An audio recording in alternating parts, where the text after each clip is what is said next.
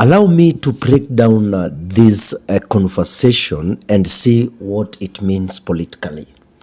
I want to start, number one, by saying that the apology that raised eyebrows, the apology that the deputy president has made today at Karen.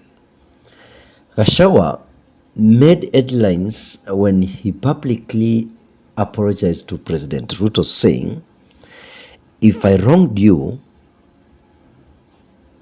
please find a place in your heart and forgive me." So this apology was not very clear, leaving men to wonder what exactly he was apologizing for. Was it about internal party disagreement? Was it a way to address the growing rumors of possible fallout between him and the president?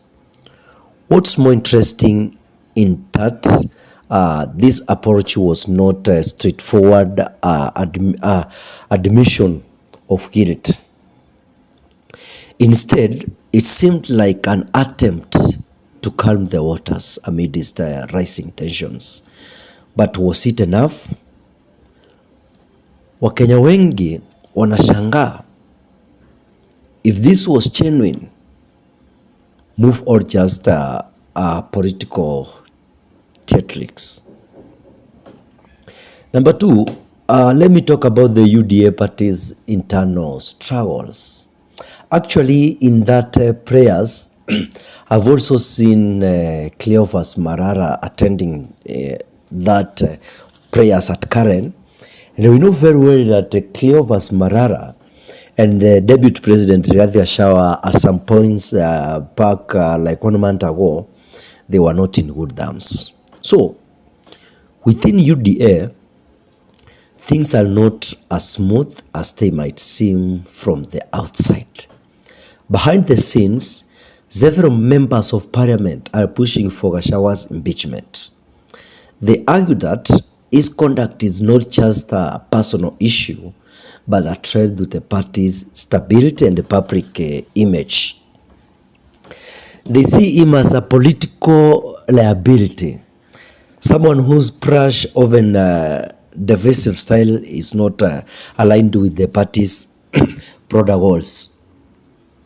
For President Ruto, I can say that this situation puts him in a tough spot. On one hand, the deputy president played a major role in delivering the Mount Kenya fort in 2022. But on the other hand, continuing to support him might alienate other regions and the more moderate factions within the UDA. Ni swali la wakati whether Ruto will stick by him or distance himself to safeguard his future political ambitions. But then I want to talk about Mount Kenya's political importance. One of the biggest reasons the deputy president's impeachment is so politically charged is because of the Mount Kenya region, where he holds significant influence. His supporters from the region have remained vocal defending his leadership and criticizing the calls for his removal. And for many Mount Kenya residents, the deputy president represents their direct connection of the highest levels of the government. If Rigathi Gachagua is impeached, it could lead to political alienation in the region. To make and say that it might have long-term implications for UDA.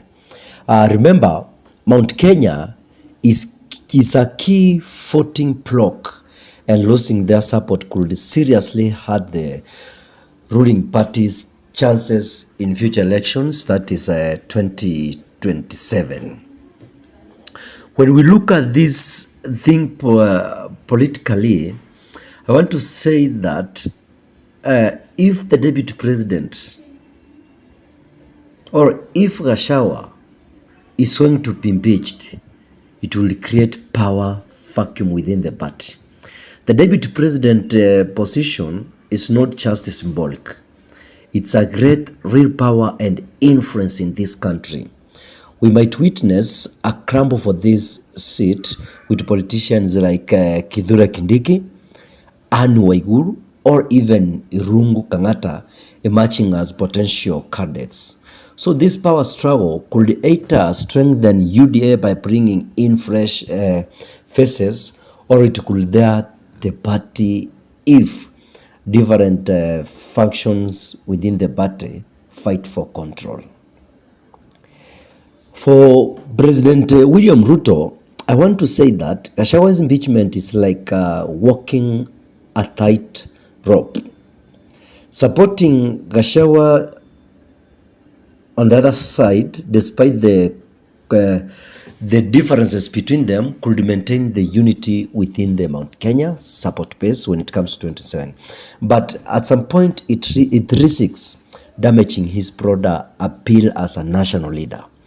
On the flip side, him distancing himself from the deputy president might bring relief to the UDA members who are critical of the deputy president's leadership style. However, this move could come at a cost.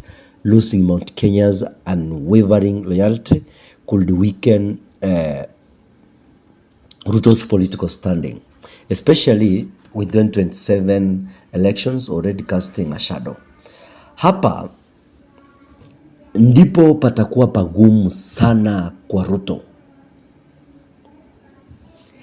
At a time when Kenya's economy is struggling, with many citizens feeling that pinch of the finance bill and high living costs